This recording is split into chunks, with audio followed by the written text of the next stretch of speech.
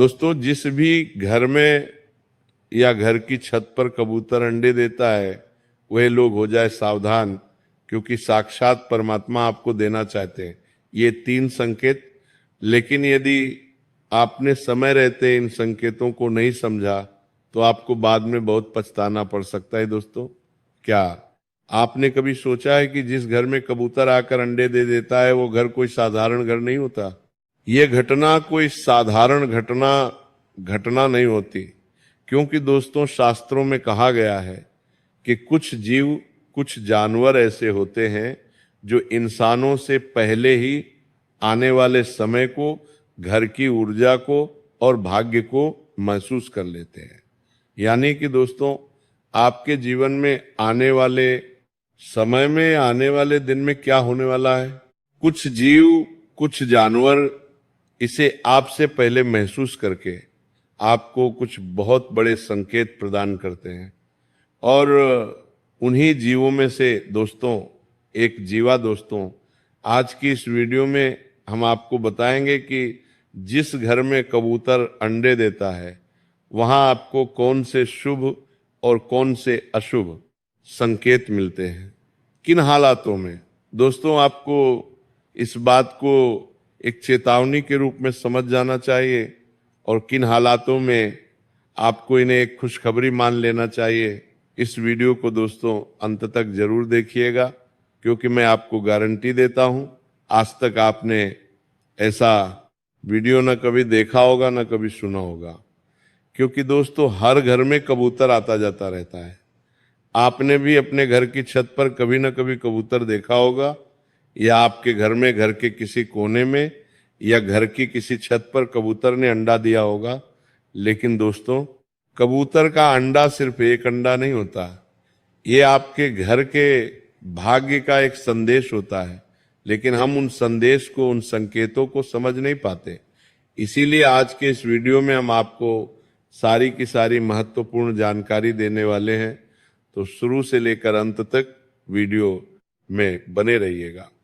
सर्वप्रथम शुरुआत करने से पहले जितने भी भगवान श्री कृष्ण के सच्चे भक्त वीडियो को देख रहे हैं वो इस वीडियो को लाइक करें और सच्चे मन से कमेंट बॉक्स में राधे राधे जरूर लिख देना। दोस्तों, हमारे सनातन धर्म में हर एक जीव को बहुत पूजनीय माना गया है। और दोस्तों, हर एक जीव के अंदर कोई ना कोई शक्ति होती है, हर एक जीव के अंदर कोई ना कोई ऊर्जा होती है और हर एक जीव का कोई ना कोई अर्थ होता है। चाहे वह छोटी छोटी चींटियों से लेकर बड़े बड़े हाथी तक क्यों ना हो, एक मछली से लेकर गरुड़ तक क्यों ना हो, हर एक जीव के अंदर किसी ना किसी शक्ति का प्रतीक हमारे सनातन धर्म में बताया गया ही। ऐसे ही दोस्तों, कबूतर को शास्त्रों में शांति का दूध, प्रेम का प्रतीक और अदृश्य शक्तियों का संवाहक माना गया है। आपने सुना होगा पुराने समय में राजा महाराजा कबूतरों से ही संदेश भेजा करते थे, क्योंकि ऋषि मुनि मानते थे कि कबूतर केवल उन्हीं स्थानों पर रुकता है जहां वातावरण शांत होता है, सुरक्षित होता है, जहां वातावरण में ऊर्जा बहुत शुद्ध होती है। इसीलिए जब कोई कबूतर किसी घर को चुनकर वहां घोंसला बनाता है और वहां पर यदि वो अंडे दे देता है तो ये कोई साधारण घटना नहीं होती। लेकिन आज के दौर में दोस्तों, लोग कबूतरों का आना बहुत अशुभ मानते हैं। आपने भी अपने घर के आसपास कई सारी जगहों पर देखा होगा कि कुछ लोग तो कबूतरों के लिए घर पर दाना डालते हैं, ज्वार, मक्की, चावल आदि चीजें डालते हैं, ताकि न सिर्फ कबूतर बल्कि अन्य पशु पक्षी उनके घर की छत पर आए, अपना पेट भरे। लेकिन कुछ लोग दोस्तों इसे बहुत अशुभ मानते हैं। कुछ लोगों का कहना है कि कबूतर दरिद्रता का संकेत होता है। कबूतर यदि आपके घर पर या घर की छत पर आ रहा है तो वह आपके जीवन में दुख, दरिद्रता और परेशानियां लेकर आएगा। कुछ लोग कहते हैं कबूतर घर की छतों पर आते हैं तो बहुत ज्यादा गंदा कर जाते हैं, लेकिन कुछ लोग इसे बहुत पूजनीय मानते हैं।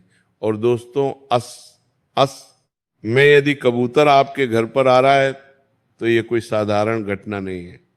ग्रंथों में लिखा गया है कि जहां भी कोई जीव अपने बच्चों को जन्म देने का स्थान चुनता है वह भूमि अवश्य ही कोई दिव्य भूमि होती है। जी हाँ दोस्तों, देखिए जो पशु पक्षी होते हैं वह तो पूरे आसमान में भ्रमण करते हैं, पूरी दुनिया के किसी भी कोने में वो अपना घोंसला बना सकते हैं, कहीं पर भी वो अंडे दे सकते हैं, लेकिन वो एक बहुत ही सुरक्षित जगह ढूंढते हैं, एक ऐसे दिव्य जगह ढूंढते हैं जहां उन्हें सुरक्षित महसूस हो, जहां उन्हें एक दिव्य शक्ति महसूस हो, एक अच्छी ऊर्जा महसूस हो।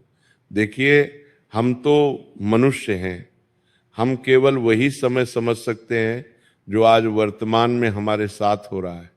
हम ना केवल हमारे बीते कल को सुधार सकते हैं और ना हम अपने आने वाले कल को जान सकते हैं, समझ सकते हैं, लेकिन जो पशु पक्षी होते हैं इनके अंदर भगवान ने एक बहुत ही दिव्य शक्ति प्रदान करी होती है।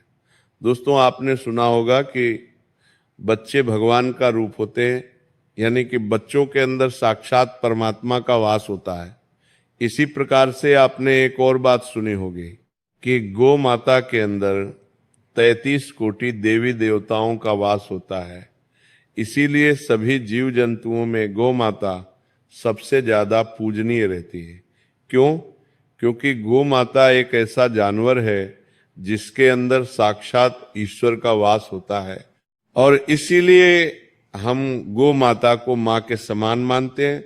उन्हें हम केवल एक जानवर नहीं मानते, हम उनकी सेवा करते हैं, सुबह शाम उन्हें रोटी देते हैं। क्यों? क्योंकि वो पूजनीय है। गौ माता हमारे आने वाले भाग्य को सुधार सकती है, आपकी फूटी किस्मत को सुधार सकती है। और इसी प्रकार से दोस्तों जो आसमान में उड़ने वाले पशु पक्षी होते हैं वो आपके आने वाले समय को, आपकी आने वाली ऊर्जा को आपसे पहले देख सकते हैं, और आपके घर में, आपके घर के आसपास किस प्रकार की ऊर्जा का वास हो रहा है। कई बार दोस्तों ये चीजें हम नहीं समझ पाते। आपने देखा होगा कि पिछले कुछ सालों से आप अपने जीवन में बहुत मेहनत करते, लेकिन फिर भी आपको अच्छी सफलता नहीं मिलती। आपको कई साल लग जाते हैं छोटी छोटी सफलताएं प्राप्त करने के लिए, लेकिन कुछ लोगों के जीवन में कम मेहनत किए, बिना ज़्यादा परेशानियों का सामना किए भी उनके जीवन में बहुत बड़ी बड़ी सफलता आ जाती है, बहुत धन आ जाता है, बहुत सारी खुशियां आ जाती है, और आप समझ नहीं पाते कि आखिर मैं तो इतनी मेहनत कर रहा हूँ, मैं अपने जीवन में इतना दुख देख रहा हूँ, इतना परिश्रम कर रहा हूँ, आखिरकार फिर भी मेरे जीवन में खुशियां क्यों नहीं आ रही। तो दोस्तों मैं आपको बता दूं, यह सब आपके घर में और आपके जीवन में चल रही ऊर्जाओं के कारण होता है। जी हाँ दोस्तों, कई बार आपने लोगों के मुंह से ये बात सुनी होगी कि अरे मेरा भाग्य बहुत खराब है, मैं ये काम करूंगा तो पक्का ये काम बिगड़ जाएगा। और आपने कई लोगों के मुंह से ये भी सुना होगा कि अरे मेरी किस्मत बहुत अच्छी है, मैं जिस काम में हाथ डालूंगा वो काम सफल हो जाएगा, मैं जहाँ पैसा लगाऊंगा वहाँ से लाभ मिल जाएगा, मैं जो व्यापार करूंगा उस व्यापार में मुझे बड़ा धन प्राप्त हो जाएगा। ये किया जी, कुछ लोगों का आत्मविश्वास भी होता है और कुछ लोगों के आसपास की ऊर्जा भी होती है। कई बार दोस्तों हम इस ऊर्जा को समझ नहीं पाते। कई बार हमारे घर में बहुत ज़्यादा नेगेटिव यानी नकारात्मक ऊर्जा होती है, जिसके कारण हम जीवन में चाहे कितना ही परिश्रम कर लें, हम कितनी ही मेहनत कर लें, हम कितनी कोशिशें क्यों ना कर लें, लेकिन फिर भी हमारे काम पूरे नहीं होते।